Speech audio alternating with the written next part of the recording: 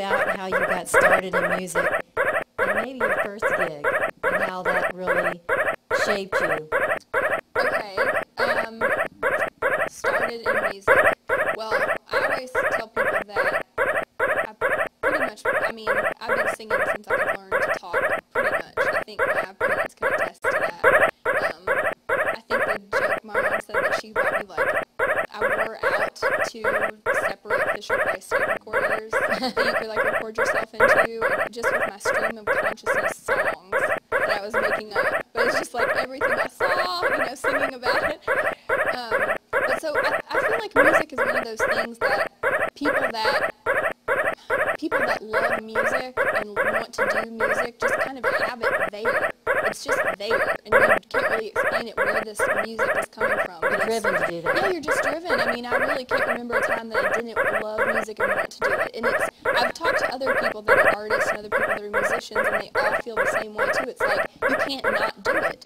So my whole life has sort of been a story of, okay, how am I going to find a way to do this? Because I have to do it. It wasn't a way of if I'm going to do it, it was how am I going to work it into my life and do it. So, And I know you have a practical side to yourself. yes, I do. And so there was a side of you that said, hey, I can't just go and do this. I need to have Leaders. So both my parents were professors, and which is unusual in Shaker, Tennessee, which I already said. But, you know, I knew that it was really important to have a strong foundation of education and, you know, something that, an employable skill. So I worked, you know, I took that very seriously, and it's just tough because, like I said, when you're driven to do music, you know you've got to do it somehow, but, you know, dealing with the realities of, you know, a lot of people in the music business are unemployed, or they don't, you know, they're just scraping by. And so I did have that other side of me, you know, that was pulling me in another direction, kind of saying, okay, be smart, you know, be practical. And I really love where I am right now in my career, because I feel like I've finally struck a balance that feels right, and I don't feel like I'm making any sacrifices anymore. Right. So it feels really good. But going back to your first question about my gig, the first gig that I ever had. How was that? Well, okay, so when you're driven to do music and you have this, you know, desire even as a child, I was always begging my parents, you know, let me try out for this, take me to this, and, you know, anything I heard about. And we were living in Dallas at the time, and I had done something in like a Christmas play at church, and the choir director had told me about some friends of his that he was like, hey, they're looking for some kids to come and audition to do this TV show. You know, I'd love for you to go do it. So, of course, I was like, yes, please take me, let's do it. So I went and auditioned for them, and it happened to be that they were casting for this show called Barney and Friends that was on PBS, yeah. Which ended up getting picked up and running for years on PBS. So I had no idea at the time, you know, nobody knew anything about it. It was just like, it's a show about a purple dinosaur and, you know, uses imagination. And Every 2-year-old seen that show. Right, right. So, but I definitely, and every parent. You know, we were just, I got cast with 5 other kids that actually just did the voice acting for the children that were appearing on the show. And I'm not exactly sure how that happened, where they, you know, but the children they had didn't sing. So basically they needed kids to sing for them. So I was a casting. And you raised your hand? I was like, yes, me, I'll do it. So it was great. I always joke like that was the best job I ever had because, I mean, you know, it was just so cool. You know, you got to go sing and do music, and they paid you a lot of money. Hey, that is a great gig for any musician, yeah, right? But it was pretty cool. So I know all the Barney secrets. So in 2006, you released your first CD. Right, my first CD of original music. What was the experience like making that first CD and creating your own music and seeing that come to fruition? Really scary, because what you don't think about when you're doing that kind of thing is that it does live on forever. Like you are, you know, when you record something, I mean, it really does. It's out there. And at that point in your life, it's whatever was experiencing. Right. Whatever you were experiencing at that point in your life, that's what you put out there. That's what you're putting out there. That's what you're writing about.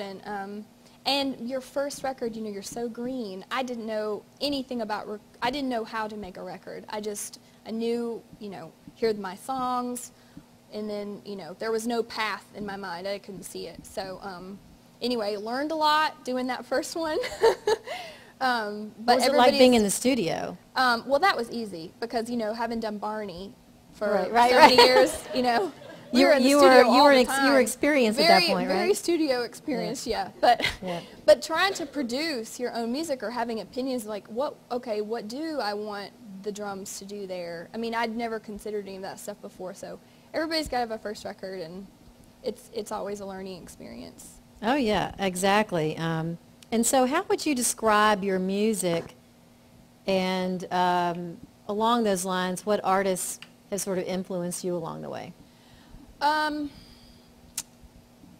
Gosh, I mean, I love folk music, so, you know, when I was a teenager, I sort of went back through the whole, like, 70s folk catalog, you know, just listening to all those great singer-songwriters. And, like, Cat Stevens and James Taylor. And love Cat Stevens. Yeah, I do, too. I love his, like, raw energy. Like, so much of his stuff is just, like, so strong in this really raw way, which really was cool to me.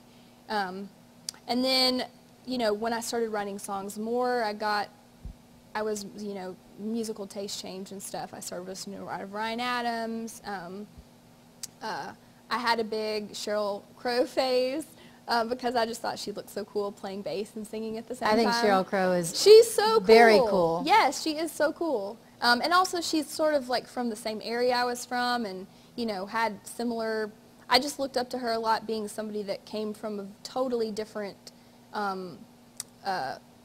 field of study. Like, she was a school teacher first, and, you know, then she went and started doing music and singing backup for people, and really just made her path. And so in a way similar to you, cool. which is you had a professional career and you're trying to make that transition into music. Right, yeah. So I really respected her for forging, you know, a similar path, and just thought it was really cool. So in 2010, you put out another CD, and what was the name of the CD? White Gold. White Gold, that's right. White Gold. I say we because that was around the time that Richard, I think you fell in love, right? Yeah. And then you're producing a CD, and you're in love, and you're getting married and the whole bit. Right? It was really, I would not really recommend what he did. Because if you're planning a wedding, we started recording White Gold when we got engaged. Pretty much like when we first and if anybody knows what it's like to plan a wedding, it's already pretty crazy, stressful. You go through it's like an emotional roller coaster. So then trying to complete the record on top of that, everything was just like, you know, that is a very, like, forceful creative thing. You have to just stick to this persistence and just make everything work out exactly you want it to. Organizing, delegating, coordinating with all these different pieces and parts. So we were doing both at the same time, and it was, I definitely had more than one or two during the process. But what ended up being, the reason I would not trade it is because it was so cool.